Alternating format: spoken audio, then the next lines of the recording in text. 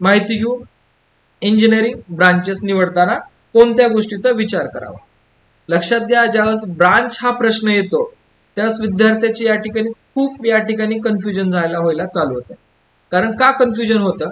कारण सध्या सर्वच विद्यार्थ्यांना कॉम्प्युटर, IT, AIDS, त्यामध्ये डेटा सायन्स असेल, मशीन लर्निंग असेल अथवा सायबर सिक्युरिटी असेल, या सर्व ब्रांचेसमध्ये किंवा ENTC या ब्रांचपैकी आपल्याला एका ब्रांचमध्ये ऍडमिशन मिळावं असं सर्वच विद्यार्थ्यांना वाटतं. पण बहुधा पाहिलं असता ज्या विद्यार्थ्यांना 85+ मार्क आहेत अशा विद्यार्थ्यांच्या बाबतीत हा रेशो माइट बी पॉसिबल आहे. पण 85च्या जर आपण कमी असाल तर आपल्याला ब्रांच मिळेल पण कॉलेज ऍडजस्ट करावं लागेल. ठीक आहे. दुसरा पार्ट येतो, या ठिकाणी ब्रांच निवड करत असताना मी सर्व विद्यार्थ्यांना नेहमी एक सांगतो, ट्रेंड बरोबर आपल्याला राहायचं आहे. पण या ट्रेंड बरोबर राहत असताना त्या ट्रेंडमध्ये आपली आवड कशामध्ये आहे हे सुद्धा पाहणं खूप जास्त महत्वाचं असणार आहे. कारण ज्या गोष्टीमध्ये आपल्याला आवड असते त्याच गोष्टीमध्ये आपण सातत्यपूर्ण वर्क करू शकतो. ज्या गोष्टीमध्ये आपल्याला आवड नसते त्या गोष्टीमध्ये आपल्याला ब्रांच जरी आपण ट्रेंड प्रमाणे घेतली तर त्या ठिकाणी सक्सेस मिळायचा रेशो खूप कमी असतो. त्यामुळे जेही विद्यार्थी ब्रांच बद्दल कन्फ्युजन मध्ये आहेत अशा विद्यार्थ्यांनी पहिल्यांदा ट्रेंडचा थोडा फॉलो करणं गरजेचं आहे. कारण शेवटी प्लेसमेंट हा रेशो सुद्धा मॅटर करतो. पण त्यामध्ये आपली आवड सुद्धा पाहणं गरजेचे आहे.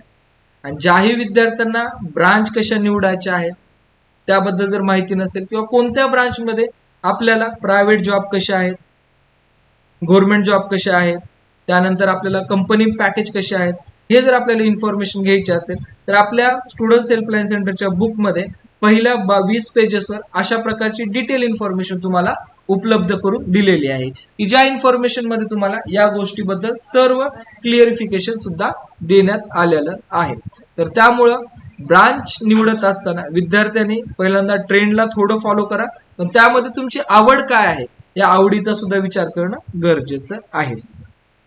दुसरी गोष्ट आहे, यामध्ये अजून एक कन्फ्युजन होतं विद्यार्थ्याचं की मी ब्रांचला प्राधान्य देऊ की कॉलेजला प्राधान्य देऊ, हा सुद्धा या ठिकाणी खूप मोठा पार्ट येतो. तर माझं मी नेहमी एक इंडिव्हिज्युअल ऍडवाइस देतो, मी आपल्याला मार्ग मोकळं करून देत असतो. त्यामध्ये फायनल डिसिजन आपण स्वतः आणि आपल्या पॅरेंट्सने घ्यायचा असतं. आणि जो काही अनुभव आहे तो मी तुम्हाला टू बी फ्रँक शेअर करेन.